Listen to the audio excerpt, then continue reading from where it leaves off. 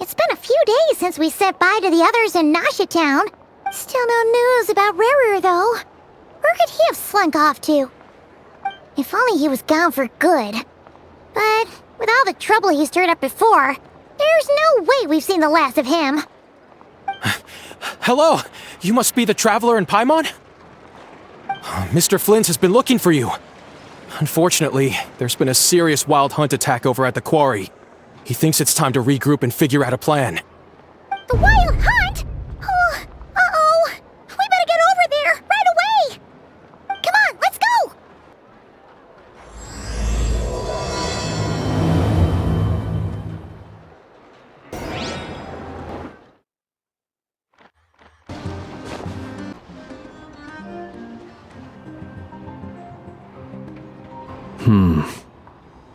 I can barely sense any Kuvaki at all. This whole area feels like a soulless husk. Looks like his appetite truly is insatiable. As if the power of that energy cannon wasn't enough. He's not seriously still getting stronger? What's his endgame here? Everyone's here already. Hey, we made it! So, what's going on? We've all been on high alert since we split up a few days back, expecting Rerir to strike again. But it's like he just vanished into thin air. No one has seen him nor found any trace of his presence. That is, until this morning, when a ratnik found signs of wild hunt activity while out here on patrol. As you can see, the Crystonite itself is physically intact, but the Kuvaki it contained is all but completely diminished. And we're sure that Rerir did this. Who else? He's the only one who could pull off a stunt like this. Kuvaki loss has reached critical levels. Reikir of Solnari set to maximum threat level. Warning, unless de-escalation measures are taken soon, he will pose a threat beyond our ability to contain. The consequences could be catastrophic. Traveler, do you remember when we encountered Rerir just after regaining his body? There wasn't a shred of sanity left. Nothing but madness and rage. Yeah, didn't he shout out a bunch of names? Then he started raving about how nothing in this world mattered to him. Oh, Paimon gets chills just thinking about it.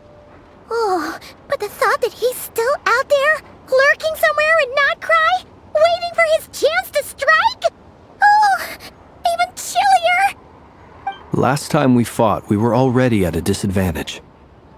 If he has such overwhelming strength, why would he suddenly go into hiding? Yeah, if I were him and I wanted more Kuvaki, I'd just take it by force. No point staying in the shadows. Unless something went wrong. His whole resurrection thing didn't exactly go smoothly. The other thing is, how does someone who's completely lost their mind still have the wherewithal to cover their tracks so perfectly? Beats me. According to certain medical studies, insanity does not always entail a complete loss of rationality. It may be that he is simply living in a world of his own. That actually sounds about right. He was ranting away to himself the whole time, like he had zero interest in talking to us. There are many unanswered questions here. He could be right under our noses, and we'd still be in the dark. Besides his name and title, we know little about him. Certainly nothing about his past, or what he might be hoping to achieve. Exactly. And we wouldn't even know where to begin looking. Even Boss hadn't heard of the Reikir of Solnari before all this. I'd be willing to bet that even if we gathered together every scrap of intel in Nodcry, we still wouldn't find more than, 3 useful facts about him. So, if we do nothing, he'll just keep getting stronger. But if we want to investigate him, we have no idea where to look. Last time we had Marionette and her big robo-buddy to help us, and we still barely held our ground. If we had to face him alone... Oh, Paimon's head hurts just thinking about it. What are we supposed to do? Well, I do have a little hunch about his next move. Given that he attacked the quarry, I'd say it's likely he'll target other places rich in Kuvaki. Somewhere like the Eye of Krati, or the Pillar of Embla. One thing's for sure. If we just sit back and let him keep absorbing Kuvaki, we really won't stand a chance against him. A perfectly reasonable hypothesis. However, it is worth noting that these two locations are quite far apart. To investigate them both, we'll need to split up. I agree, we should split up. Right now, Rarir's goal seems to be gathering Kuvaki, not fighting us directly. Once we're done, let's regroup on Hisi Island. Wait, why Hisi Island? If I recall correctly, your largest goddess statue was carved from Kuvaki-rich ore, was it not? That's right. Yes, it could well be a potential target of his. I should head back and start evacuating the pilgrims.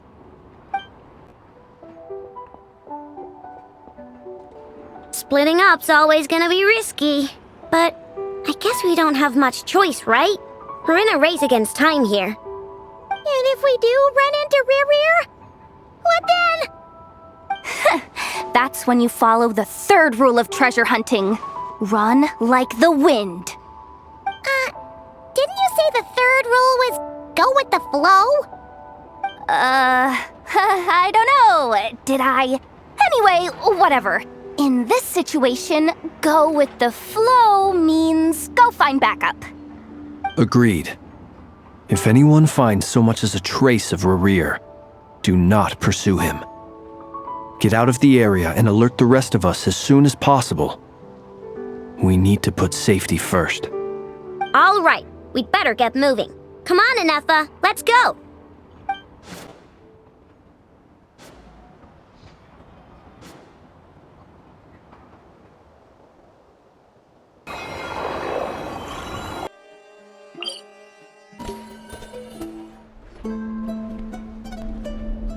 Any leads? Nope. Diddly squat. No clues to where he might be hiding. It's like he's a ghost. It feels like we're sitting on a powder keg that could go off at any second.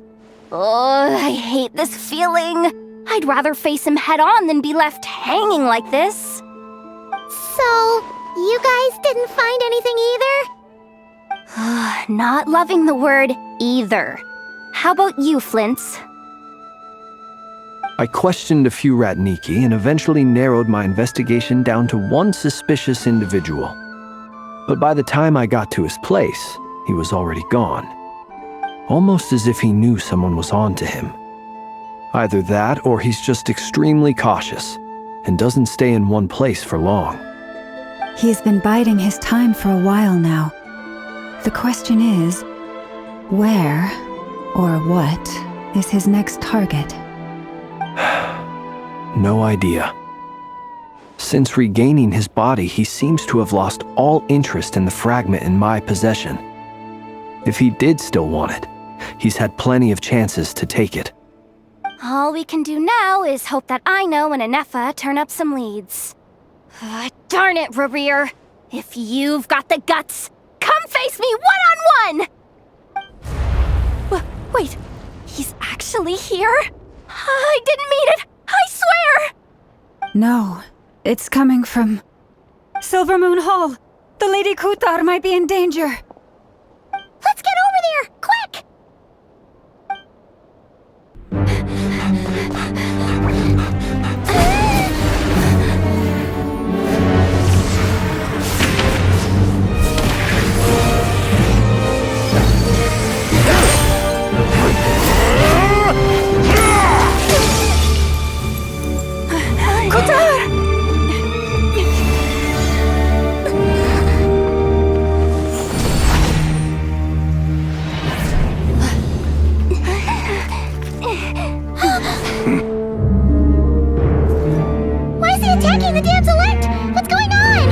No time for questions. Stop him!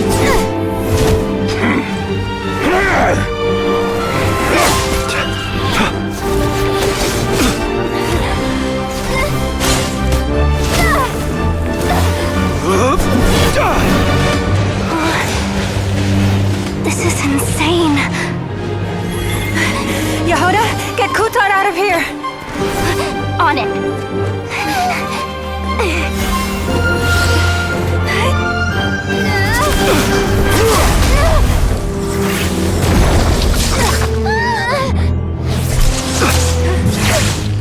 Look where your feeble light has gotten you. Now you shall plunge into darkness. Thalindus, soon I will find a way.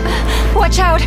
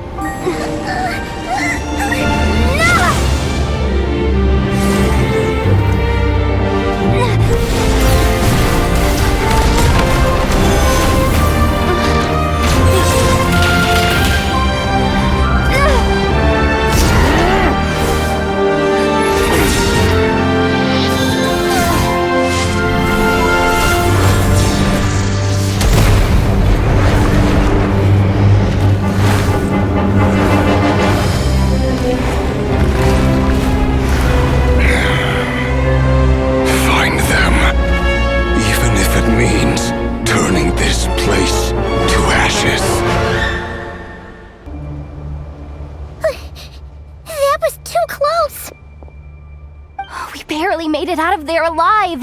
What's that guy's deal? How'd he get so crazy strong?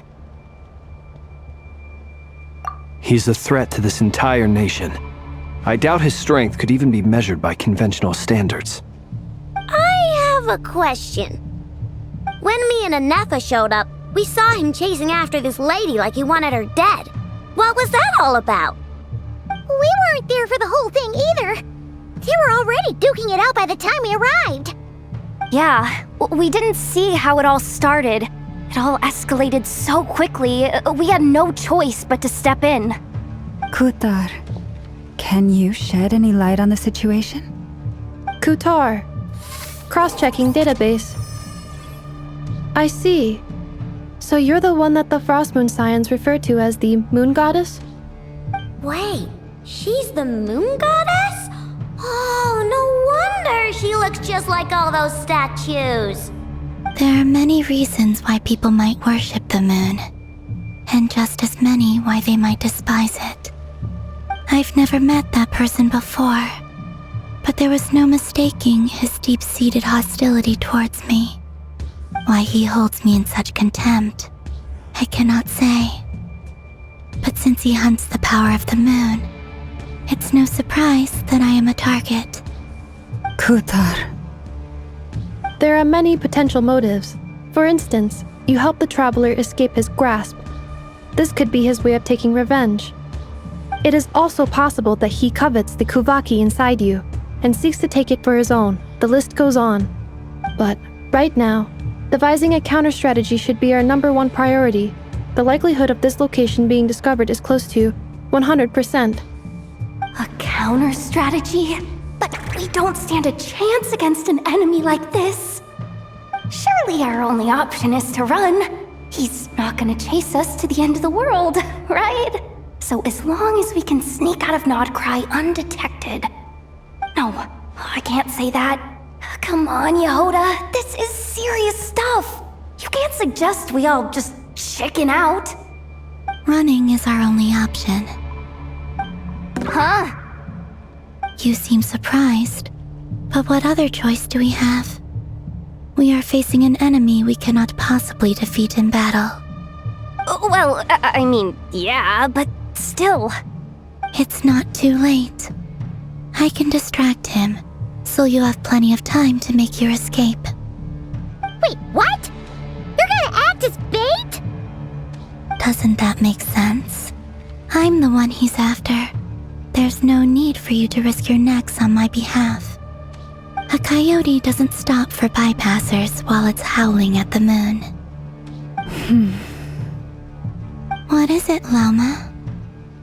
The Frost Moon Scions have already grown accustomed to life without their goddess. My presence here is no longer essential, and this is not my home, so you needn't ask me to stay. We can't just roll over and let him get away with this. That's not our style. Yeah, we can't just call it quits after everything we've been through together. Besides, she'd pretty much saved my life back there. If I just ditched her now, I'd never forgive myself. We can't overlook that you have saved our lives multiple times now. To talk of returning the favor would be a little crass for my liking. But suffice to say that we are friends, and friends look out for one another. River's true objective remains unclear. Even if we were to sacrifice Muskutar, there's no guarantee he would stop. But... Kutar, I know why you left the Frost Moon Scions so long ago. It was because people started treating prayer as a form of trade. They would make self-centered wishes, force you to accept meaningless offerings in return, and then expect you to perform miracles for them, as if that were their entitlement. If it were me, I might have walked away too. But I believe that time can change everything, and that sometimes it takes losing something precious to appreciate its true worth. After much reflection, I've realized that this was never about whether the Frost Moon Scions need you. Any relationship based on need is purely transactional. What I truly hope is that you'll choose to stay, not out of obligation, but as part of our family. You were born here, and now you've returned. Who knows? Perhaps it was the moonlight that guided you home. Thank you, Lauma. But my power is on the wane. I'm afraid I will be of little use to you now. Very well then. I'll do as you say. Both times you saved us, we were transported across great distances in an instant. Is that one of your powers as the moon goddess? It is, but I find it very draining. I barely managed to pull it off just now, and it will be some time before I'm strong enough to do so again. Rejected by the world, my power is dwindling. Like a lake cut off from its source, slowly shrinking away. Now, it has almost run dry. What do you mean, rejected by the world? The 3 moons belonged to the ancient bygone era in which they came into being. From the moment I was born, the world itself has been steadily sapping away at my strength. The 3 moons are not one and the same. As the goddess of the Frost Moon, I cannot wield the powers of the other 2. Yet moonlight has a way of blending together. Each can reflect the other's glow. So when our fingers touched, I was able to restore my strength by drawing Kuvaki from the eternal moon's marrow. But this method of recovery is painfully slow. If only we could find the... It's the Wild Hunt! Even faster than we expected. We'll have to finish this conversation later. See how those Wild Hunt creatures are running away from us. They're likely just a scouting party, which means Rerir won't be far behind. Then what are we waiting for? Let's get the heck out of here!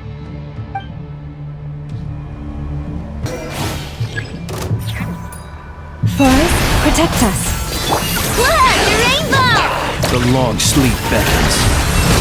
Oh, they just keep coming! This is driving me nuts! Rerir's closing in on us. We need to pick up the pace. There's too many of them! And this time, we can't fall back on Kutar's help to escape. If this goes on much longer,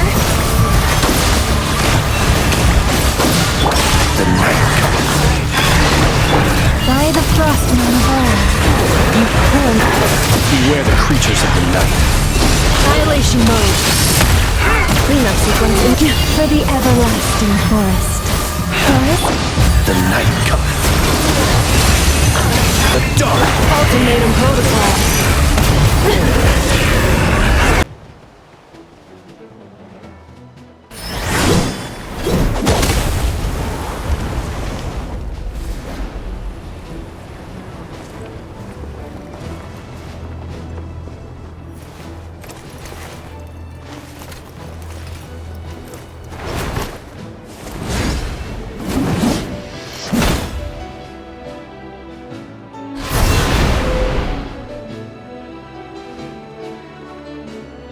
What's the matter? Bit off more than you could chew? How are you? Uncle Varka! You're back from Amsvartnir? Whoa! You're Varka? Grand Master of the Knights of Favonius? We could save the intros for later. Right now, let's get you all out of this hellhole. Follow me. I know somewhere you'll be safe. Oh, is that where I think it is? That's the one. Come on, move! There's no time to waste. Wow! Where are we? This is so well hidden. Well, that goes without saying. This is the Knights of Favonius' meeting place in Nodcry, and a contact hub for the Northern Intelligence Network. AKA, the black market of intel. No matter what faction you're with, it's the place to buy and sell information. Their headquarters are in Nodcry, but they've got contacts in every nation. As an expeditionary force on foreign soil, working with them has offered us the most effective way of getting our hands on reliable local intel. This is where we meet, so naturally, it's secure. Anyway, where were we? Folks from Nodcry should be pretty familiar with me by now, but I believe this is the first time we've met. Allow me to introduce myself. I am Varka, Knight of Boreas, and Grand Master of the Knights of Favonius. We've heard all about you. This meeting's been a long time coming. You look way younger than Paimon expected, but you definitely have that Grand Master vibe. Well, I'm no spring chicken. Just not showing my age yet. Definitely feeling some of that back pain today, though. Rushed back from Amsvartnir without a wink of sleep, only to get right into another fight with that freshly revived maniac. Another? You mean you fought him before? Yep. He wasn't nearly as strong back then, but he was still a formidable foe. I brought some of the knights along to give him a little surprise, but he saw us coming from a mile off. My squad took heavy injuries, and I barely made it out alive myself. We knew it might have been our last chance, so we staked everything on it. But still, it wasn't enough to stop him. I tried tracking him down afterwards, but he didn't leave a trace. Even in his unhinged mental state, he's as cautious as any trained operative. So, I decided to come find you. And as luck would have it, turned up to find you being ambushed by the Wild Hunt. The rest, you already know. Is that why he's been frantically absorbing Kuvaki these past few days? Because he sees you as a threat? Maybe I'm part of the equation, but even if I weren't, I'm sure he'd still be gathering power. He's clearly working up towards something. Note to self. Uncle Varka's strength rating officially upgraded. Guess it's my turn to ask questions now. So, what exactly has been happening in Nodcry? Why is the Wild Hunt returned in humanoid form? And why is it after you? That's a long story, but I'll try to make it quick.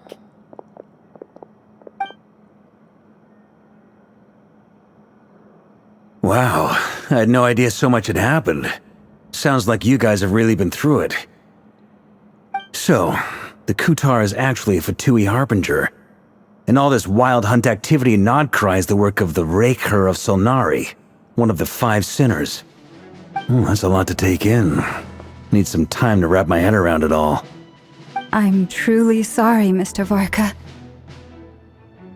You stood with us against the Wild Hunt and did everything you could to stop it from escalating into a full-blown catastrophe.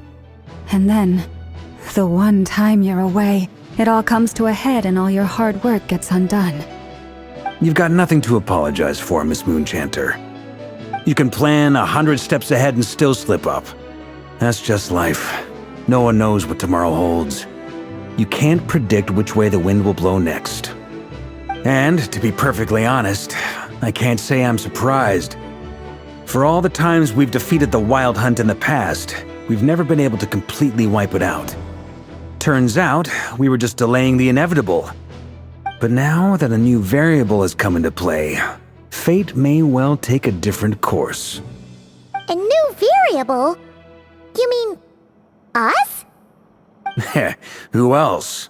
And in a strange way, I think his resurgence might not be an entirely bad thing. The Wild Hunt is like an unrelenting force of nature, but Rerir is an individual with an agenda. He's gotta have a weak spot somewhere. That said, while I was explaining everything just now, some of the points that Mr. Flint's added caught my attention. You mean about our mystery ally? That's right. From what you've said, not only did they lead you straight to some key files, they also shielded Hisi Island from a lethal Kuvaki blast. I don't know who or what could pull something like that off. Heck, even Miss Columbina doesn't have a clue. I hadn't heard the story about those files. Would you mind repeating their titles for me? Wild Hunt Phenomena Log, a Nodcrian Ratnik's Field Journal, and Kuvaki Survey Log. Oh. No. Still doesn't ring a bell. Another dead end. Guess all we can do now is hope that our mystery ally keeps showing up when we most need them. Still, it's safest to assume they won't be intervening again. From here on out, we'll have to resolve this crisis by ourselves. Your intel also explains something else I've been wondering about. The reason I led my team to Amsfartnir was because we'd had reports about a possible source of the Wild Hunt showing up there. But once we looked into it, it turned out to be a red herring. I don't know who was behind it, but clearly, it served its purpose. I doubt it's by chance that he happened to make his comeback while my attention was diverted. And from everything you told me, it sounds like his scheming began well before his return. So maybe luring me away was all a part of his plan. But is it even possible that he orchestrated all of this by himself? The Moon Maiden and the Raker of Solnari, Nodcry of all places. The way everything is unfolding, it can't be a coincidence. So, what do we do now? Got any ideas? Right now, we've got at least 3 things to consider. Let's go through them one by one. First, we need to figure out how to take down Rerir. If we can't beat him in a straight-up fight, the rest won't even matter. To my knowledge, the bulk of Nodcry's fighting force is already gathered here. But even with everyone united, we're still no match for Rerir in his current state, let alone with his power still growing. What if there was a way to tap into a new power of our own? How so? Have you thought of something, Columbina? 3 moons once watched over this world. The Eternal Moon was the largest, the Frost Moon was the brightest, and the Iridescent Moon was the most mysterious. They say that back then, the 3 moon goddesses wielded immense power, enough to shape the workings of the world itself. I now bear the Frost Moon's power, and the Eternal Moon's marrow resides within the Traveler. Hold on. Are you suggesting? The Iridescent Moon, the last piece in the puzzle. That's right. If we can find the Iridescent Moon's marrow, I will be able to regain my strength much more quickly. The 3 moons are said to stir the tides and illuminate all things. Perhaps they hold further secrets beyond our understanding. According to my analysis, the solution is feasible. However, it is subject to one major condition. How do we locate the Iridescent Moon's marrow? I know a way, but we will need to visit the Fatui's Experimental Design Bureau. The Experimental Design Bureau? Are you saying we need to involve Marionette? Yes. I must speak with Sandrone. It's a long way from here to the Experimental Design Bureau. There's a high chance you'll be spotted. You shouldn't go alone. Then that's settled. Next up, our second priority. Somehow, we need to figure out Rarir's end goal. As you saw for yourselves, when he was still in his wild hunt form, everything he did was for the sake of recovering his body and resurrecting himself. His first act since then, after laying low for a while, was to try and assassinate this young lady. People's obsessions often reveal their greatest vulnerabilities. There must be a reason why he despises the moon so deeply. Perhaps it sheds some light on his title, the Raker of Solnari. The Wild Hunt has plagued Nodcry for centuries now. If we want to stop it for good, we have to get to the root cause of what's driving it. It's true. We still know very little about him. If Kuthar hadn't given us that lead, we wouldn't even know his name. But where would we even start? I doubt even the Intel Queen of Nodcry has a clue, and she has info coming out of her ears. Oh? That's a rather hasty conclusion for someone who's so painstakingly meticulous when it comes to dealing with machines. Ah, she heard me. Boss! What are you doing here? I'm now asking myself the same question. I received a letter from a humble knight of Favonius, requesting a meeting to discuss a major business deal. But it looks like this humble knight had something else in mind. Details. Miss Neffer, the important thing is that you've arrived at the perfect time. Since his failed ambush, I've been racking my brains trying to come up with a plan to fight Rarir. Given the severity of the situation, I think it's fair to say that our only chance lies in uniting as one. And I'm talking all the factions in Nodcry. We can't do this without the Curatorium, but I knew it'd be a tough job to win you over. So, I took the liberty of reaching out for a little chat. Wait a sec. How did you even hear about this place, Neffer? Didn't you say this is meant to be the Knights of Favonius' meeting spot? And a contact hub for the Northern Intelligence Network? And isn't it supposed to be super hidden? You really think he could have gotten settled in Nodcry without my help? Besides, I'm the one running this gig. Of course I know where the meeting place is. Allow me to introduce the current head of the Northern Intelligence Network. If it's intel you're after, she's your woman. Pretty much seen and heard it all. Please spare me the flattery. Let's cut to the chase. Seems like you've run into some trouble, huh?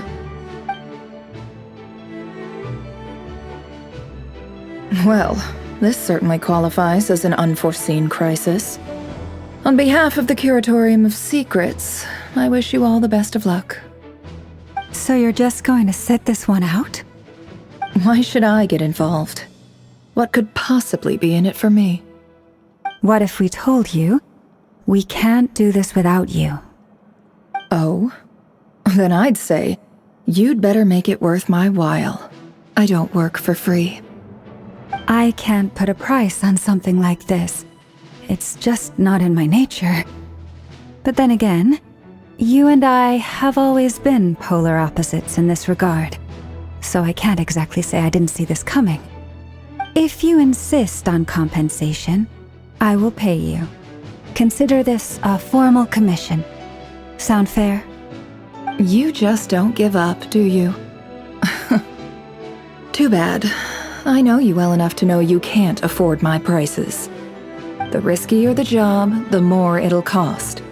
And a Moonchanter's stipend isn't exactly generous. Unless you're planning to start passing the donation box around among the faithful. Boss, just a thought. If they come up short, maybe you can take the difference out of my next few paychecks. Things got really dangerous during the fight with Rarir. If this girl hadn't saved me, I'd be ley line fodder by now. I'd be gone for good, boss. If there's any way we can make this work, I'd really like to help her. Please? I'm begging you! This is why I'm always telling you never accept favors. They are the hardest debts to repay. You have to be careful who you get involved with, or you invite all kinds of misfortune. Very well, Yehoda, I will help. But just this once. Don't count on this happening again. Flynn's, that fragment that Rerir was after, do you still have it on you? Of course. Let me borrow it. I need it to follow up on some leads. Wait, you actually have some leads? Shh. This is top secret information. I get it. We all have things we'd rather keep to ourselves. Plus, I know we can count on you, so we'll leave the intel gathering in your hands. And that brings me to the third and final item. We need to find a way to distract him. We need time to make our move, so someone will have to stall him. I'm in for this part, no matter what. Anyone coming with? Count me in too. Come off it, you two. Quit playing heroes. I'm way ahead of you here. Nefa did a scan of the Moon Goddess's Kuvaki signature, and we're gonna use it to make some decoys over at the Kramkake craft shop. Anyone who's in, follow me. Once they're ready, we'll deploy the decoys across Nodcry. So as long as the rest of you keep moving, he won't catch on to your scent and won't be able to track you down. I like it. Genius idea. No biggie. All right then, we'll split into 3 teams. Once your team has finished their mission, return here and wait for the others. Dismissed!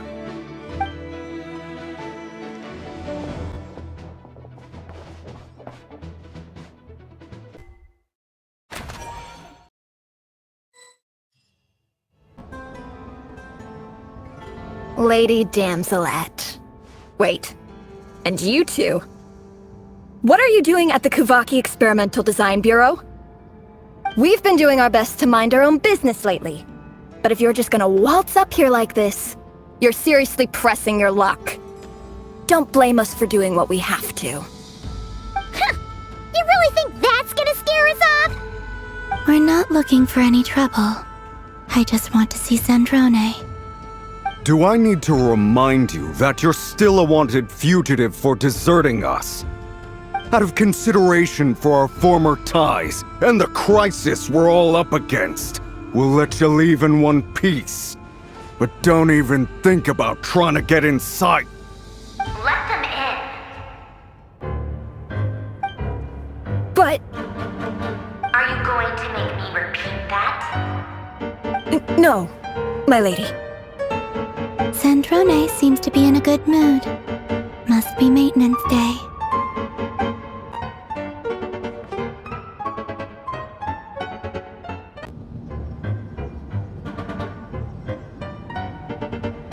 So tell me, to what do I owe the honor this time?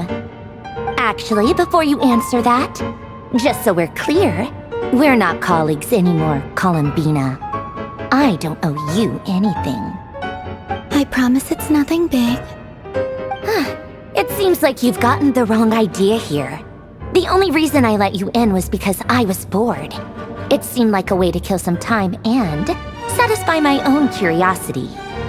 Whatever miscalculations I may or may not have made in the past, I haven't lost the plot enough to even consider sticking my neck out for your sakes.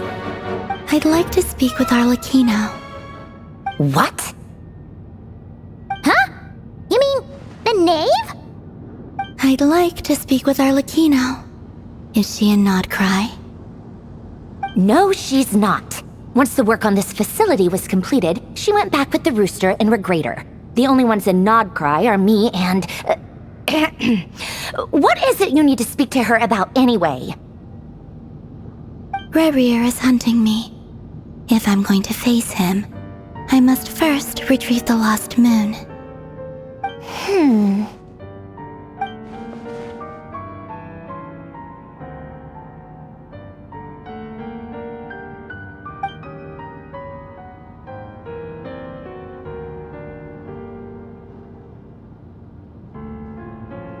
Is that a no, then? As if I need reminding. I was this close to settling things with him before someone decided to whisk me away to their weird little garden.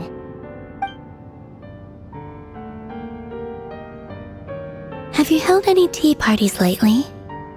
Tea parties? Yeah, obviously. You don't seriously think we'd pack it all in just because you aren't here. If anything, they've been more eventful than ever. Just me, Arlecchino, and a bunch of insolent, insensitive guests who won't stop asking where you've gone. Oh, they've been a real joy. I bet you served them the worst tea you have. Just like you used to do to me when I upset you. Who cares about how good the tea is when there's no one around to drink it? I keep losing people. First Rosaline, now you? I'm running out of people who can make me laugh. Honestly, what could be more ridiculous than the multi-centenarian goddess, who's only ever had the plain herbal tea she received as offerings? You'd always brew a different type of tea for me each time. Was it really just to see how I'd react? Well, duh. Why else? Watching you squirm was practically my only form of entertainment.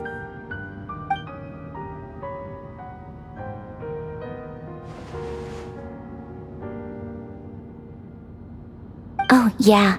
And Capitano sometimes used to bring Tartaglia around, too. But I guess we won't be seeing him again.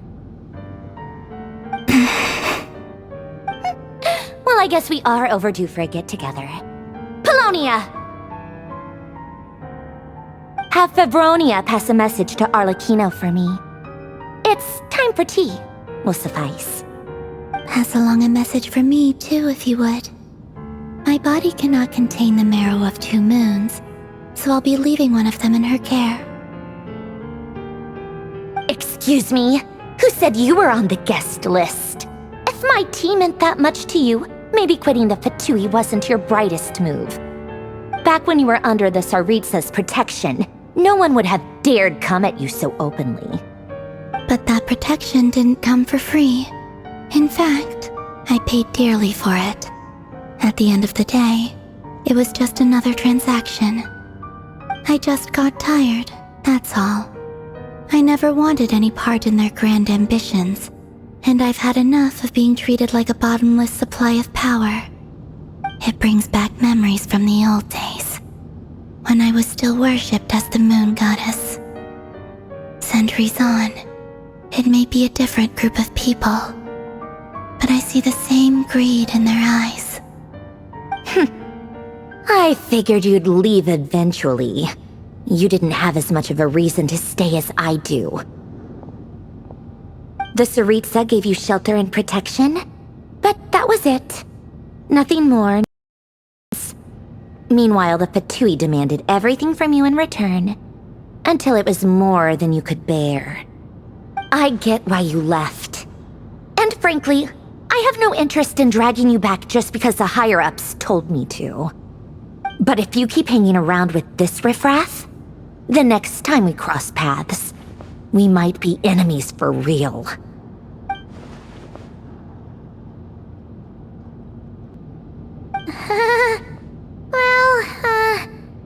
Guess that's our cue to leave? That might be your plan. But it sounds like someone else wants you to stay a little longer. Huh? What do you mean? Listen.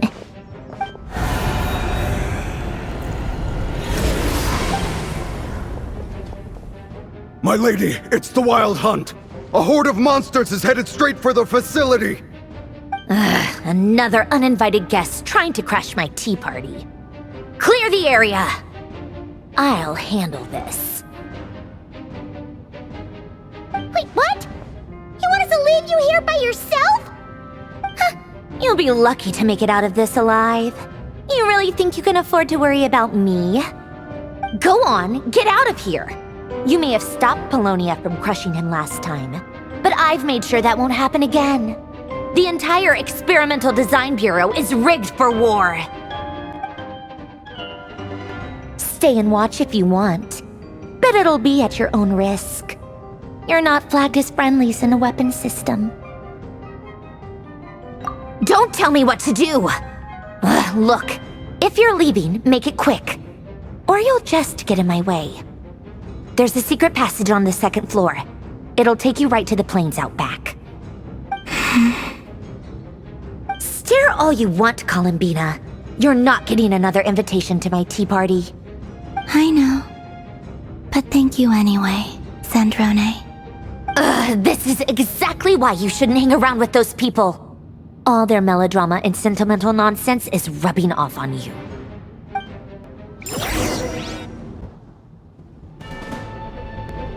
Come on then, Mr. Ray here. Let's pick up where we left off.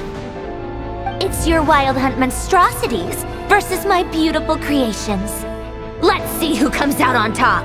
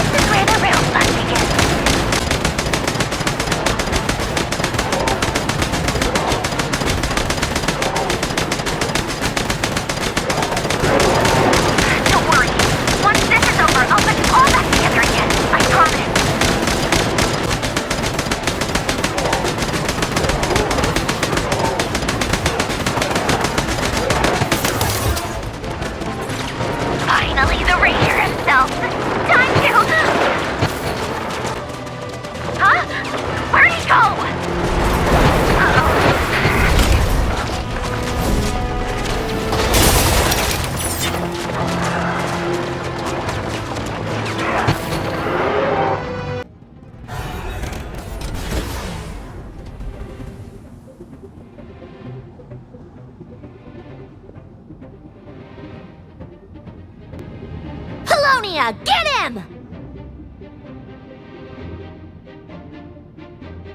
I've upgraded Polonia again since our last encounter, and uploaded every last scrap of your data.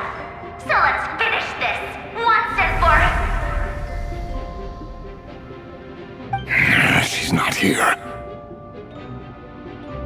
Where did she go? Hey! Over here, you big...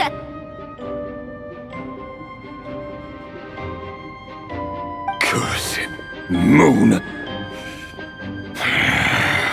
Go. Keep searching. She cannot have gotten far.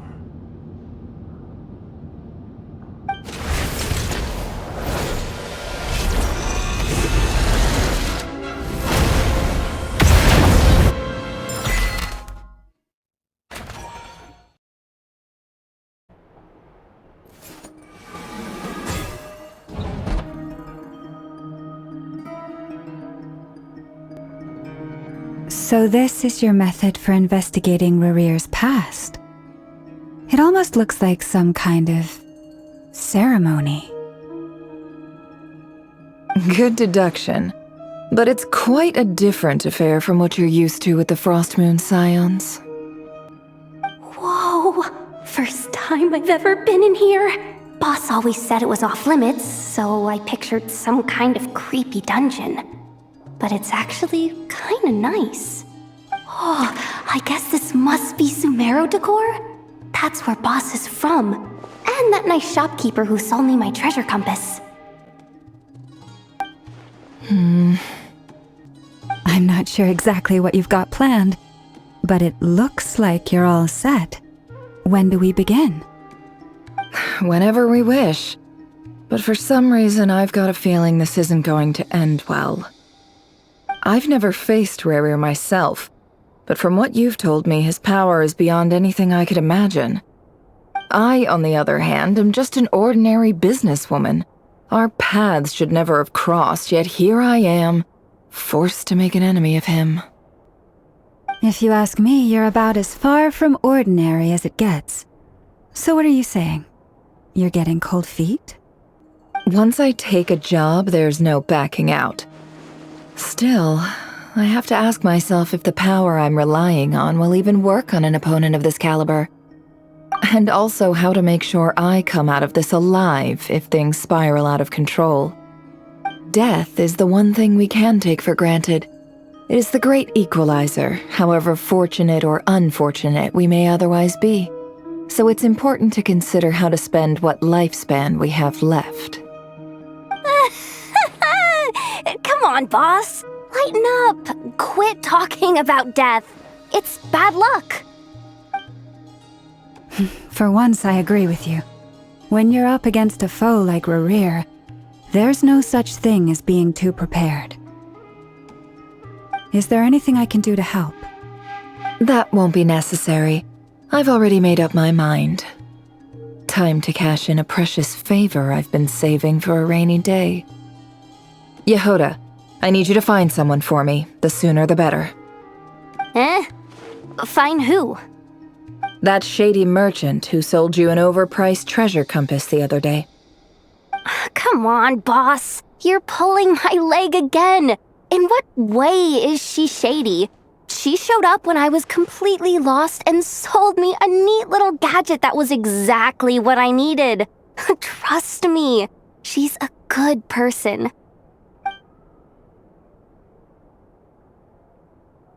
Anyway, I know who you're talking about. Don't go anywhere. I'll be right back.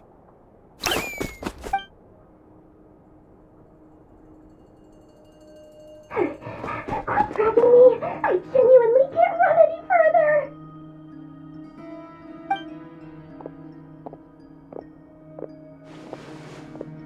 Hey, aren't you? What is it? What's the big rush? You dragged me out of a dream where I was literally swimming in Mora. I'm charging double my usual attendance fee. See, look how easygoing she is. After that rude awakening, she could have completely snapped at us. But instead, she kept it together and just asked for an extra fee. Dori Sangama Bay?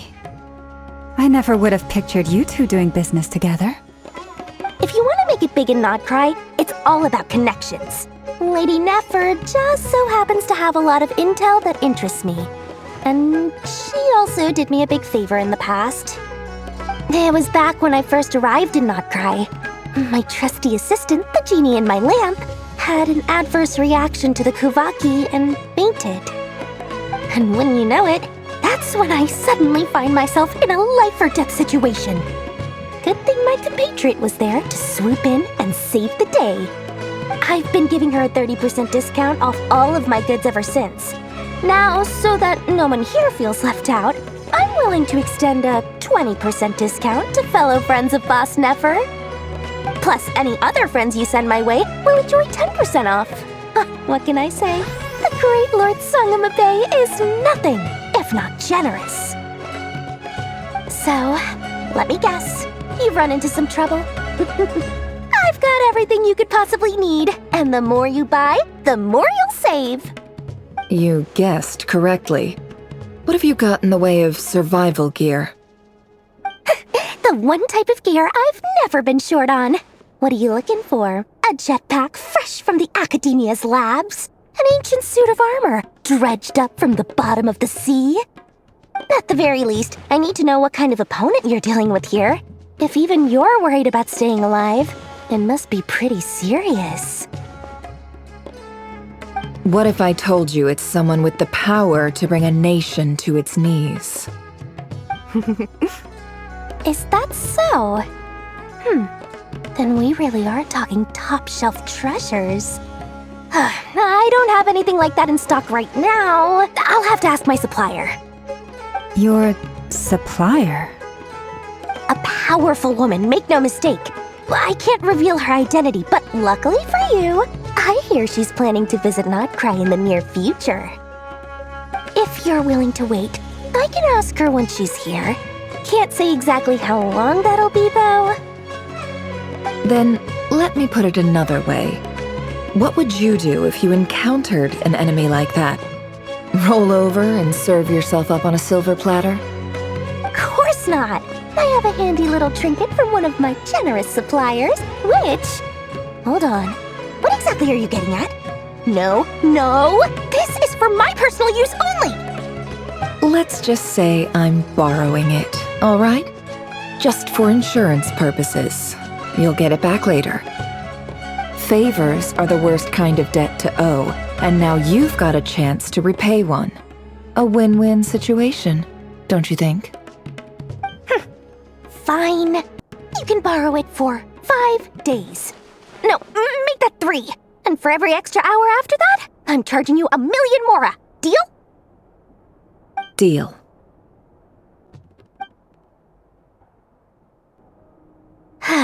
What a way to start the day.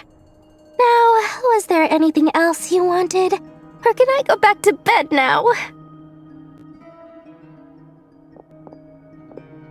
That will be all. Take care now. Don't trip up on your way back, friend. See you later! You're my favorite shopkeeper.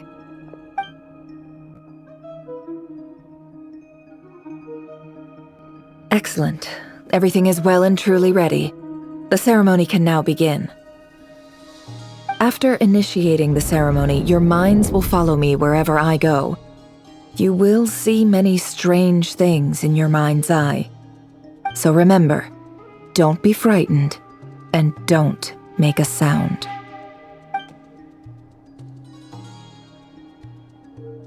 Now then, let us peer into the Raker of Solnari's past.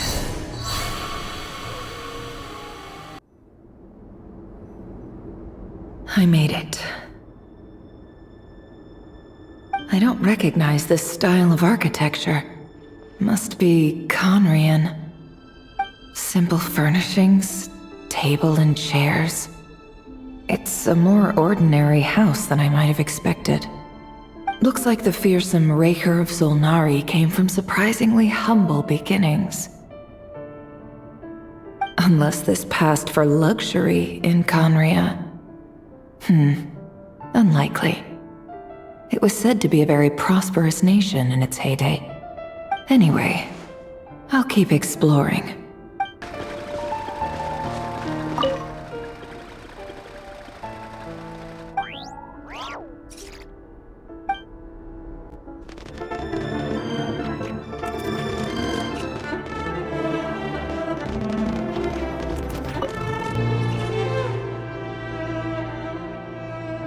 Hi, Rivier. Since you're working extra hours tonight, I thought I'd keep myself busy by checking out that new kebab shop. I've heard good things about their menu. I'll test it out, and if it's as good as everyone's saying, let's go back together sometime. P.S. New stash from the Universitas Magistrorum. I brought some goodies home. A few teacups and a pin rack. Hope you like them. They didn't sign their name, but they must have been close. Sounds like they were living together.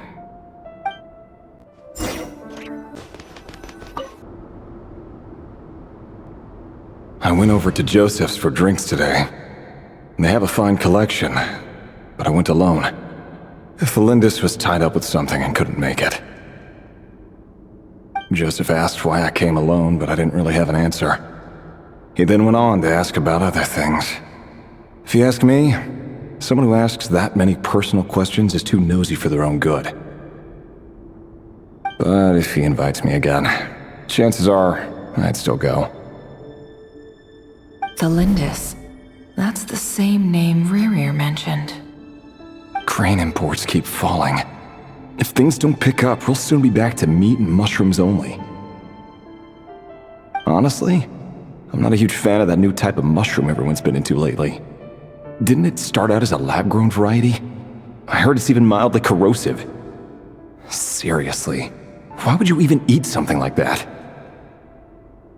I don't care if it's an impressive feat of alchemy. That just isn't the kind of thing I like to eat. Grain has to be imported, and they're eating a diet of mostly meat and mushrooms. Could it be because Conria is underground, so it doesn't get much sunlight? That would explain why they use so much stone in their buildings. They even use alchemically modified strains for food.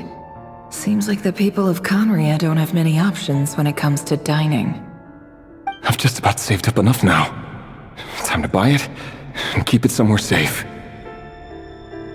Making a big purchase. I wonder what it is.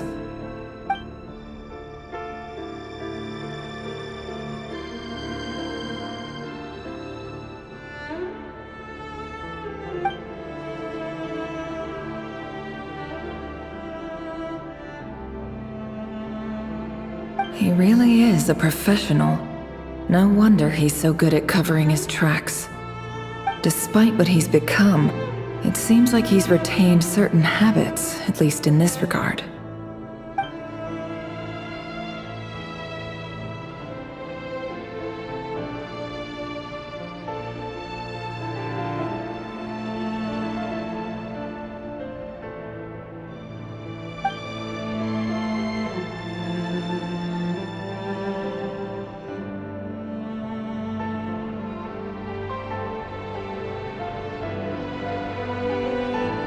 Did Rerir rip it out himself?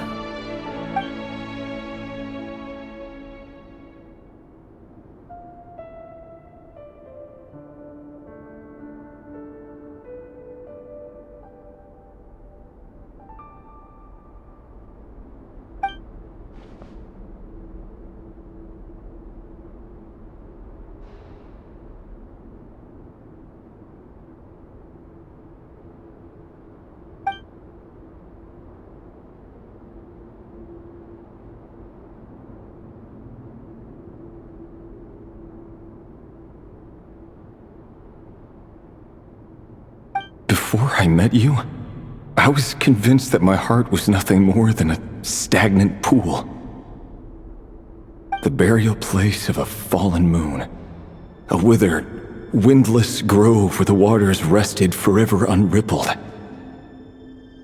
It was you who helped me see that my heart hadn't entirely withered away. That it could still beat to the rhythm of love. This is just trivial sentimentality from the looks of it. Why would he go to the trouble of hiding that? The burial place of a fallen moon.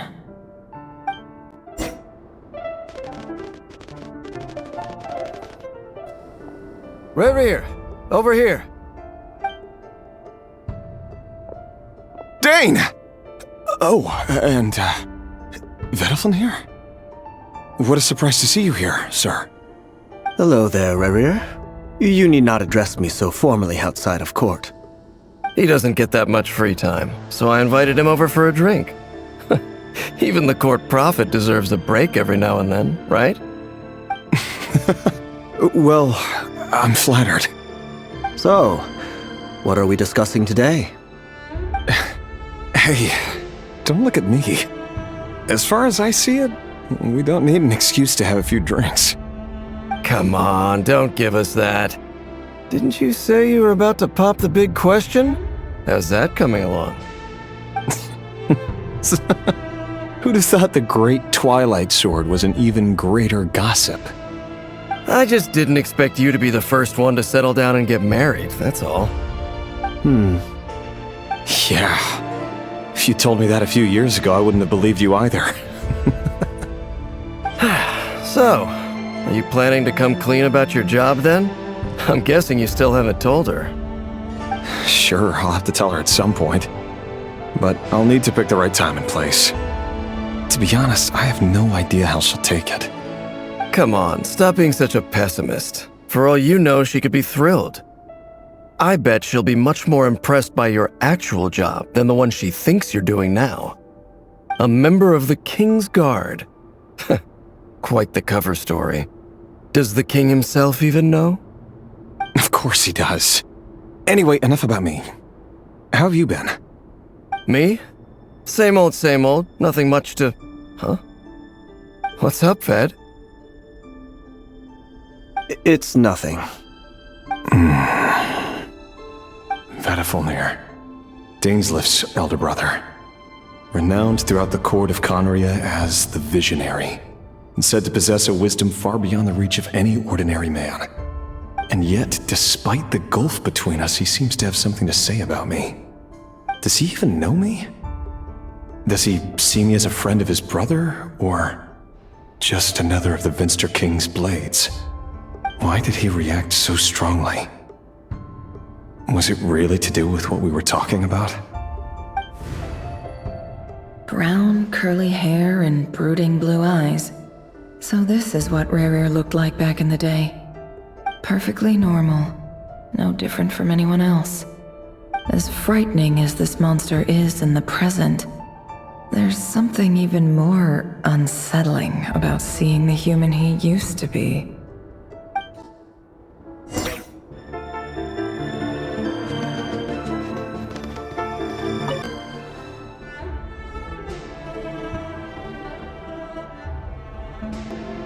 Felindis?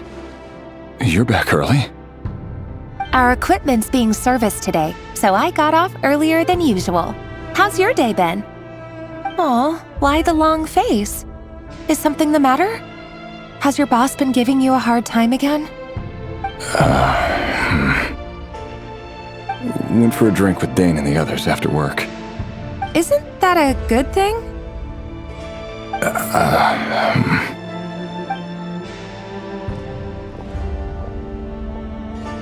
Vedifulnir showed up today, too. You know, Daneslif's older brother. Ah, Mr. Vedifulnir. Yes, I've heard of him. They say that everything he says ends up coming true. He overheard Daneslif mention that I'd recently proposed, and seemed to have an issue with it. But when I asked what it was, he kept it to himself. So, you're worried? You can be such a child sometimes, Rerir. We're nobodies. Why would the Visionary be concerned about us? I'm sure someone in his position has much bigger fish to fry. Maybe you're right. You worry too much, Rerir. We've been together for ages now, and everything's been going so well, has it not? You've even proposed to me. So, you do remember. Tell me then. What's your answer? Like I said, I need some time to decide. You can't just rush into things like this. We may be nobodies in the grand scheme of things, but if we want things to work out, we've still got to plan ahead. All right. Take your time. Just don't keep me waiting forever. Nobodies. Sounds about right. In the eyes of people like Vedifulnir and Daneslif, what do we matter? Can someone whose gaze is so fixed on a far-flung future even see the present clearly? Besides, the dynasty's fate rests with the king and his inner circle. Whatever I do, it won't make much difference. Meanwhile, every idea they come up with and every decision they make, it affects everything. These days, the king is lost in his research, and the purge of the Crimson Moon bloodline grows ever more intense. The opposition tried to speak out, but nothing came of it. And I'm under no illusions as to why. Because we eliminated them and got rid of their bodies. A man can have 1,000 reasons to carry a sword, but there are few good excuses to use it. Yet the king has never even considered a gentler approach, and he never will. What becomes of someone who kills on another's behalf? Can he ever find true peace?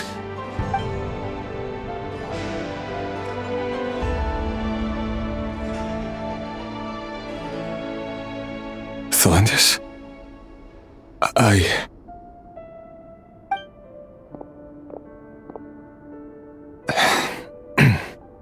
It's nothing. You were right. Fate has never smiled upon nobodies like us. But by the same token, it's unlikely to bear a grudge against us either. There's no reason we can't keep living happily together, cherishing the simple joys of each day as they come. See? You just need to stay positive, Revere. I can feel your warmth, your breath. You're right there, right by my side. Just seeing you makes me happy in a way I can't explain, and that's something that no one could ever take away from me. So smile, my love. Let go of that frown. You're right, Thelindis. I've just been overthinking things. That's better. Getting caught up about things like this will only ruin our evening. Speaking of which, all set for the ball tonight? I need to go get ready. You go ahead. I just have a few things to take care of, then I'll come join you. Even busier than the big shots, huh? Fine, I'll go get started. But don't be late. If you keep me waiting too long, I won't be a happy bunny. Relax. I'll be there. Seriously, though, you drive a hard bargain. You're really gonna leave my proposal hanging and still expect me to take you to the ball? Well, that goes without saying. I already told everyone I'd be coming with a dance partner. Besides, they're two completely different things. Let's take it one thing at a time, all right? All right. White outfit it is. It seems like Rerir was deliberately hiding his ties to the intelligence services by giving the impression that he was just an ordinary member of the Venster King's Guard. He clearly doesn't want his would-be fiancée to know about his other life. Then again, that's hardly surprising. People in the intelligence trade rarely do. Who'd have thought we were in the same line of work? Let's dig a little deeper.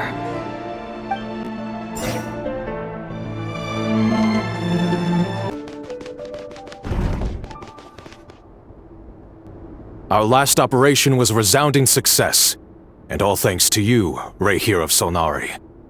In total, we apprehended 32 dregs of the Crimson Moon, and 67 accomplices.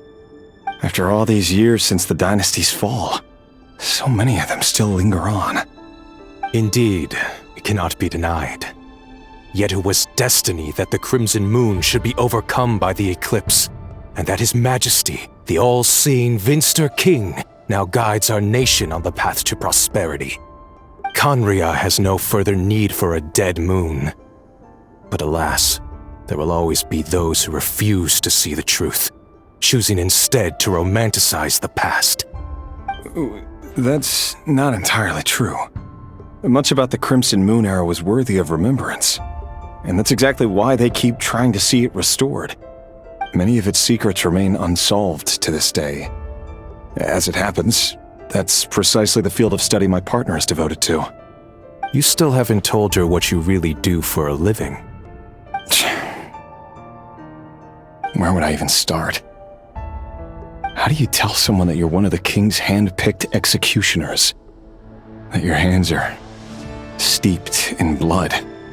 You didn't choose this life, any more than I did. Orphans like us don't get a say. But I'll sure as heck be the one to pay for it. Speaking of which, we need to be more rigorous in the way we identify direct descendants of the Crimson Moon. Someone, it seems, has strong opinions about my future plans. Most likely my marriage in particular. I have a feeling that we may soon become targets of the Crimson Moon's retribution. Your concerns are not unfounded. They've taken out many of our colleagues these past few years, and for that very reason. These are no helpless lambs we're leading to the slaughter. They're wolves in sheep's clothing. Take care, Rayhir of Solnari. I look forward to toasting you at your wedding. Thanks, Thorkel. You look after yourself, too.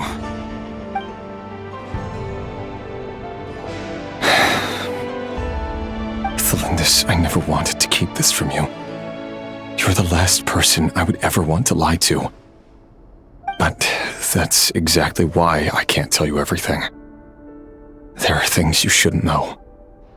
Things you cannot know. The moonlit dynasties are a thing of the past. Yet even now, with the sun shining high in the sky, there are those who would call forth a dead moon's ghost. Could that be why Vedalfnir held back? Or was it because of some court secret he's not at liberty to share? I have to get a clear answer from him. No matter what happens, I will protect Thelindis. Rerir seems to be very concerned by Vedalfnir's reaction. Vedalfnir and Dainsleif, the Visionary and Twilight Sword. So that's what they were really like. I've investigated this whole area now. There doesn't seem to be any other memories here. Should I try somewhere else? Wait a second. What's this black smoke?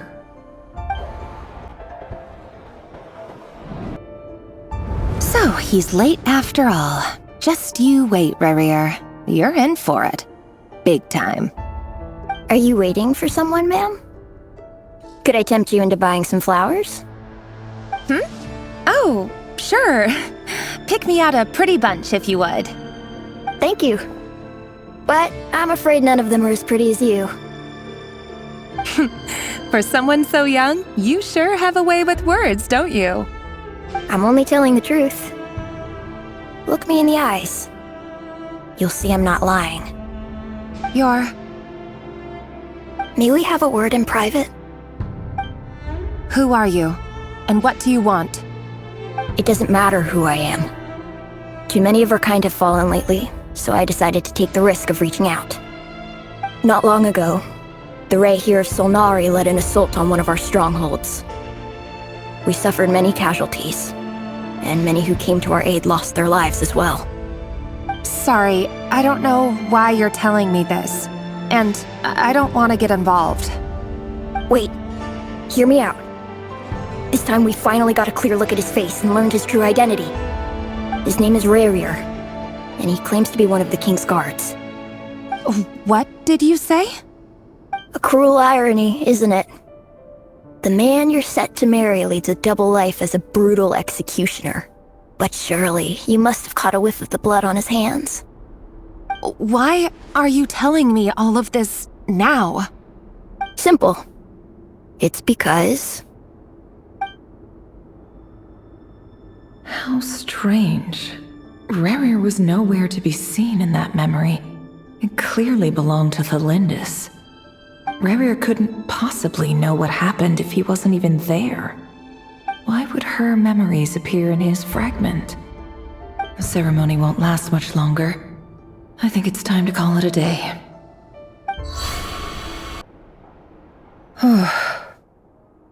So that was your doing? Did you just pull us inside Rerir's fragment to spy directly on his memories? Any more questions and I'll have to start charging. I had no idea you could do that, boss! Seriously, that was amazing! We're not worthy. We're not worthy! I gotta admit, though, I'm itching to see what happens next. Feels like we barely scratched the surface. I'm just as curious as you are, but the ceremony only allows for limited time inside. That's all we can see for now. Luckily, we managed to learn quite a lot. So far, so good. I just hope the others are doing okay too. Especially the group with the Traveler. Their mission is a risky one. Let's hope it's all going smoothly. If you're worried about them, go see how they're doing. If I know Boss, she's gonna need some time to write up all the details and make sure it's all coherent. I'll stay behind to lend a hand, but feel free to head back and meet up with the others.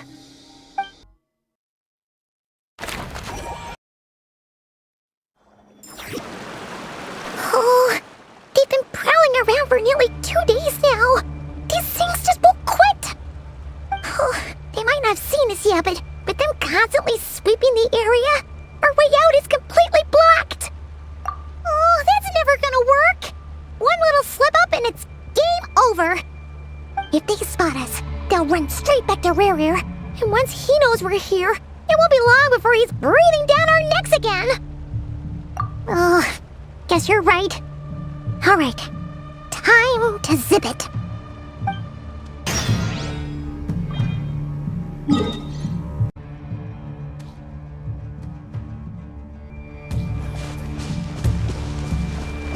Quick, hide! We almost got spotted! Phew! That was a close call.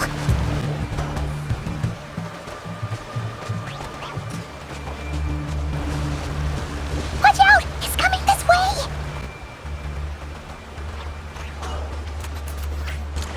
Keep going. We're nearly there. This is the final hurdle. Oh, there's no end to these things!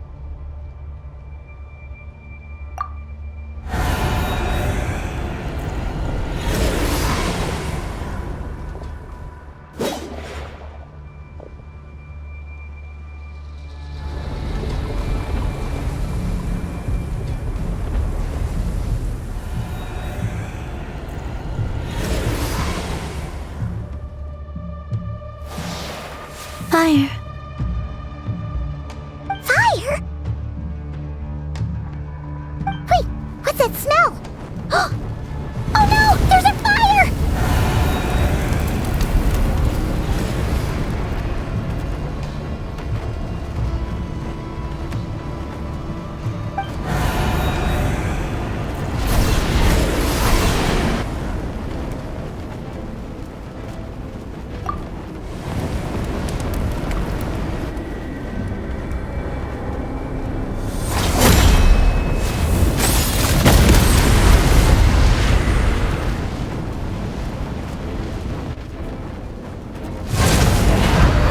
Sandrone was right.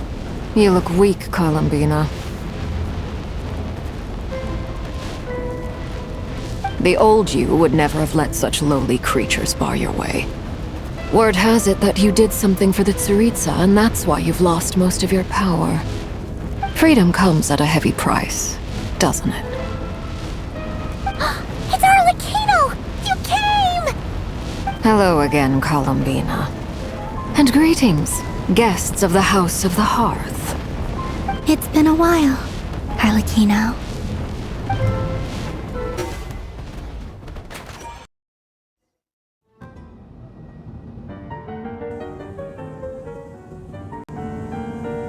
Stupid right here of stupid Solnari.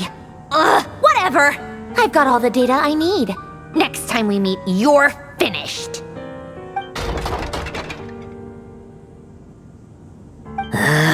He sure doesn't pull his punches. Excuse me, do you need a hand? You can do me a favor by staying out of my way. Can't you see I'm busy? Wait a minute. I recognize that voice. Hello, Miss Sandrone. Father sent us over to help. How considerate of her. Hey, Fremine, get over here and help me fix this. Lenny, you do your thing. Just keep your sister away from my machines. Nearly every machine that cat girl touches ends up going haywire. Go put her on cleaning duty or something.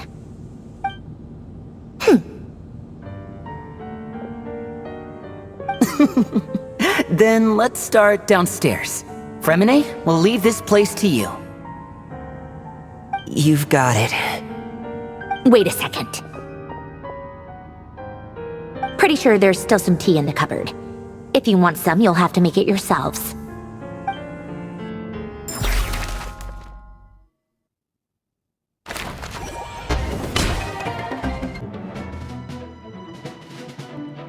It's a relief to see you all made it back in one piece. Huh? Feels like there's quite a few people missing. Where's Flint's and the others? And what about Nefer? I returned ahead of them. Flint is helping Aino and Anefa to set up the decoys and buy us some time. As for Miss Nefer... Boss is still wrapping things up on her end. She sent us back to fill you all in on the top secret intel we've been gathering. I see. Then let's get right into it. But first, who do we have here? You brought someone else in to help? Greetings. I was invited here to help as a longtime Tea Party companion of Columbina's. You may call me Arlecchino. Surely it can't be. Those eyes. Oh, where have I seen them before? Wait, of course. In those memories we just saw. The only Arlecchino I know is the fourth of the Fatui Harbingers. So either you share a pretty uncommon name, or you're more than just a Tea Party buddy. You are well informed, Grandmaster. A man from Mondstadt living all the way out here in Nodcry, and yet the people and affairs of Snezhnaya seem to hold a special place in your heart. Oh, the feeling's mutual. Sounds like you know all about who I am, too. A Fatui Harbinger. The atmosphere in here just got really tense. Guess we can't just start trusting Fatui Harbingers, even at a time like this. I must admit, though, I'm a little curious. Seeing as the Moon Goddess no longer belongs to the Fatui, what makes you so willing to put your neck on the line here? Nor does Nodcry belong to Mondstadt, Mr. Varka. Yet still, you're fighting for it all the same. Things don't always have to have a tangible payoff. Sometimes, stopping things from spiraling out of control is a higher priority than chasing the spoils of victory. Of course, I can't say there's nothing in it for me at all. But that's between Columbina and myself. Forgive me. I don't mean to doubt you. It's just that the Fatui really have been the source of many of our troubles. We have our own way of doing things here in Nodcry. But ever since they arrived, the Fatui have treated us with nothing but hostility. I know there's been a lot of bad blood between us in the past. I've done my utmost to avoid friction whenever I could. But sometimes fundamental conflicts of interest simply can't be settled amicably. That's why I'm here solely in a personal capacity. This has nothing to do with the Fatui. As a gesture of good faith, I'll be frank. I can help Columbina track down the iridescent moon's marrow, which will help her restore more of her power. Anyway, what else is on the agenda? Let's begin. She says she'll be frank, then completely skips over the details. Looks like she doesn't want to give away too many secrets after all, but she clearly wants to change the subject. It'd be awkward if I tried to bring it up again now. I guess we'll just have to go along with it. She's the fourth of the Fatui Harbingers after all. One look and you can tell she's not someone you'd want to mess with.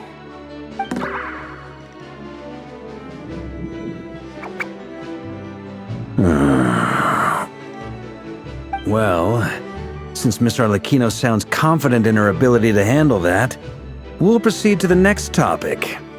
Yehoda, time to share that top secret intel.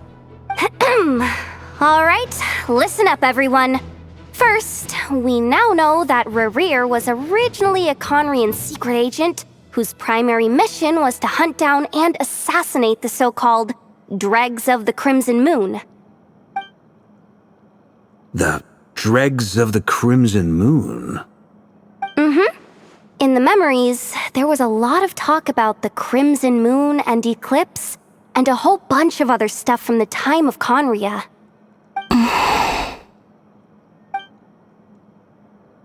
To my knowledge, those were the names of two different Conrian dynasties. Long, long ago, it is said that the people of Conria worshipped the Crimson Moon, drawing a mysterious power from its reflection.